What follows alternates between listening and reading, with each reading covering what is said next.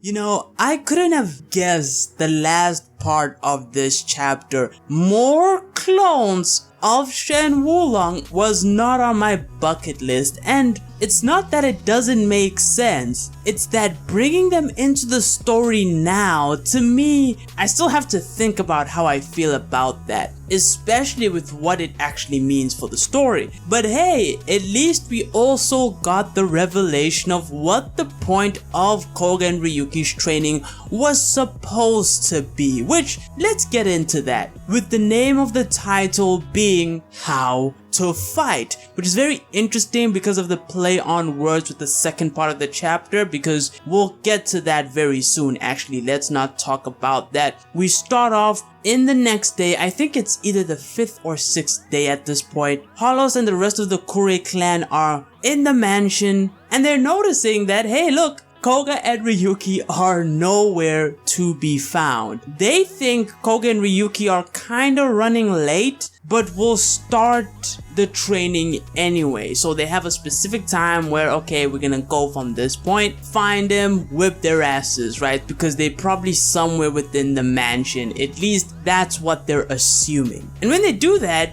they need to cover a large area of the mansion. So they spread out. And while they're spreading out, they're forming their little groups, and we focus in on a group of Kure clan members, and we see Ryuki. He's in one of the rooms, but he's hiding in one of the rooms, sort of waiting for someone to come along. And we see this Kure clan group, they're patrolling the area. There's like 3 of them on one side, and they run into 2 of them, which is the lady and the old man. And when they meet up, they're like, hey, did you see anything in the bedroom? They're like, nah, no show. Like, even the futons for the bed, I think that is what those are for, are folded up. So it's like, maybe they left, or they want to give off the idea that they've left, which is a possibility that they sort of discuss with one another, because they're like, hey, could they have actually bailed because they got their asses whooped for like 3 days or 2 days, because it got real intense when Ryan, you know, hopped on the scene. And they're sort of saying, hey, Hollows, this is probably his fault because bringing in Ryan was a bit of overkill. But as they're discussing that, Ryuki comes up from behind 2 of the Kure clan members, the lady and the old man, from behind with knives pointed at their throats, and he says, 2 down. So they're out of the picture. Now remember, there's supposed to be like 15 of these guys. So Ryuki has taken out 2. They have 13 guys left, if the rules are still the same. And everyone is surprised by this. They're confused. And once he says he's taking those 2 down, Ryuki dips. Like, this man disappeared before their eyes. But the rest of the 3 Kure clan men that are there, they're sort of like, okay, so he was hiding in the raft. So it seems like Ryuki sort of went off to the roof area of the mansion, chilled there until the right time to take them out, and dipped, basically. That gives us an idea of what Ryuki and Koga's approach is actually going to be for the rest of this chapter. But the 3 guys, you know, they sort of soldier on, right? They're like, alright, we need to find this man who just disappeared before our eyes. So they decide to split up into like a few groups here and there. And they're running, trying to catch up with Ryuki, because of course Ryuki kind of dashed away. But as they're running, before they even have the chance to split up, they all fall down at the same time. Now at first I was confused, like they all just fell down, like they fall like bums. All their weaponry just flies out their hands as they're falling away, and Koga comes in with like rolled up newspaper and just bops all 3 of them in the head and is like, yep, there you go, 3 down. So now, in just this one sequence, 5 of them are out the picture. There's only 10 Kure clan members left. Now, if you're confused at what happened, that's because there was a wire to trip them in the passage. So that's why they all fell down. They all tripped. And we have the Kure clan members, they're like, did they just use like tripwire, basically? And they're like, yeah, these guys, they're pulling the MacGyver on us now. And we transition over to, of course, Fosu and Hollows. They're like, hey, Fosu's like, yeah, your training has finally paid off. Its bore its fruit.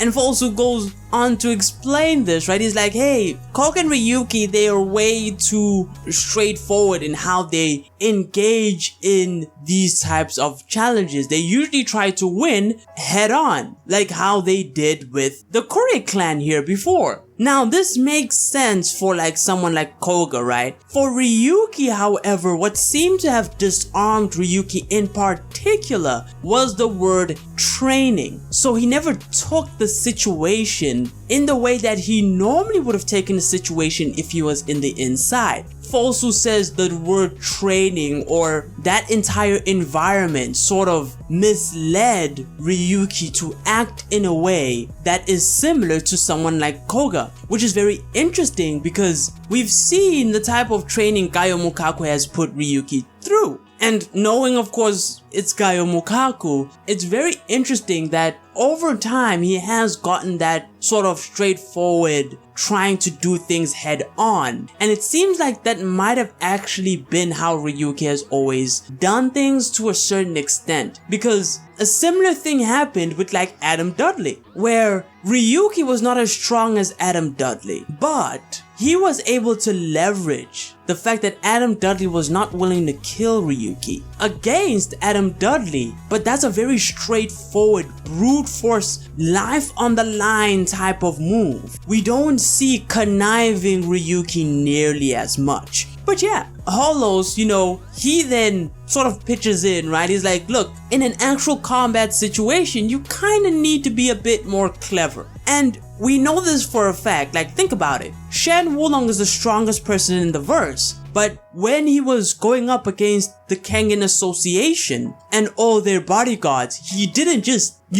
scream out and says, oh yeah, guys, I'm right here, and then beat all their asses up. No, he took them out stealthily. He knocked them out one by one. The only time he took on a group was when it was 5 guys, right? And at that point, they all knew he was there. So even Shen Wulong is not stupid enough to tackle every situation head on. But Hollows is like, yeah, you should use almost every means you have available to you. You should ambush, you should use weapons, etc, etc. And Yakusha, he sort of closes it out with summarizing, saying, hey look, guerrilla tactics, that's basically what we've taught these guys today. And Carla's like, okay, let's do this now, it's getting interesting. And then we pan over to Kure Ryan, who seems to be in the outside of the mansion. I wonder if you'll ever get inside at some point, whether or not we'll see how Koga and Ryuki deal with Kure Ryan. But yeah, they start using their communication devices with them now, so they're being far more serious with trying to find them and take them out. It's now game on. The real training has started at this point. But then we transition over to the final part of the chapter, and this is where we get a very interesting revelation. But we start off at the airport.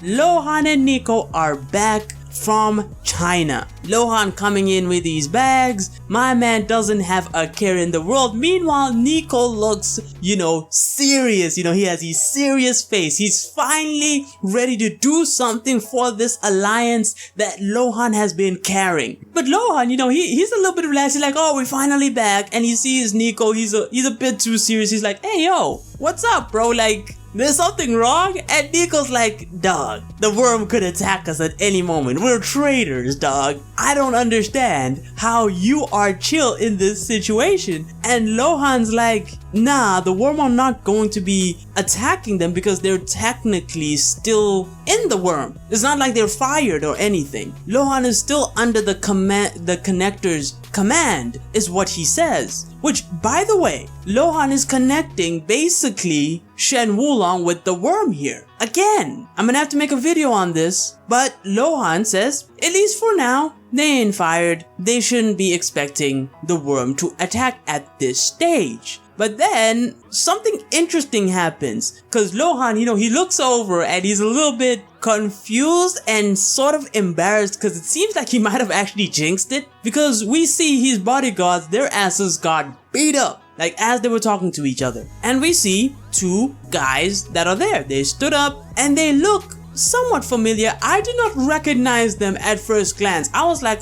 two random dudes. And then Niko is the one who asks, he's like, hey, who are those guys? And Luohan's like, those are consecutors. And when he said that, I remember I was like, hey, isn't that what Luohan used to refer to himself as? Something like that. But Luohan's like, yeah, they're consecutors. Essentially, they're rejects of the clones that Shen Wulong was making. Essentially, there's somewhat of a mix between the tiger and, Wulong himself. And Luohan's like, hey, couldn't have shown up at a better time. We get to flex, the new techniques that we have learned here, right? And that's the end of the chapter. And so it's gonna be very interesting to see what happens here. Why are they coming into the picture now is really my biggest question, right? Because they've been silent for the majority of no one knew these people existed, basically. At least hypothetically, again, it was possible. But now that they're back, I wonder if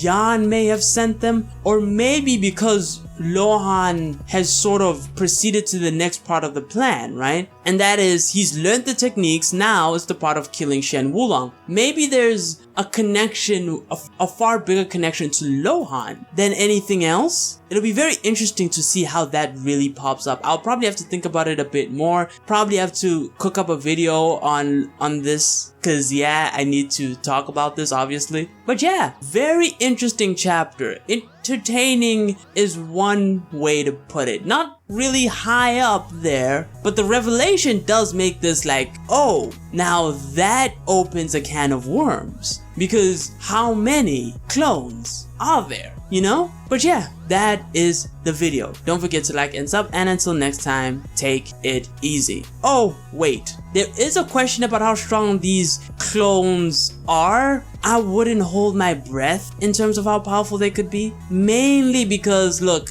we know Shen Wulong has been looking for a rival or equal. None of these guys can be that strong, because this entire Kengan Omega plot wouldn't work. I would say Luohan is probably the strongest out of the consecutors, so you don't really get stronger than, let's say, Wormhead level, which is pretty powerful, right? Considering, I think Edward Wu is Wormhead level. Of course, he was ahead of one of the heads of the worm, but that would be as high as I would put them. I think they're probably gonna be way below that, but we'll see in the next chapter. Don't forget to like and sub, and until next time, take it easy again.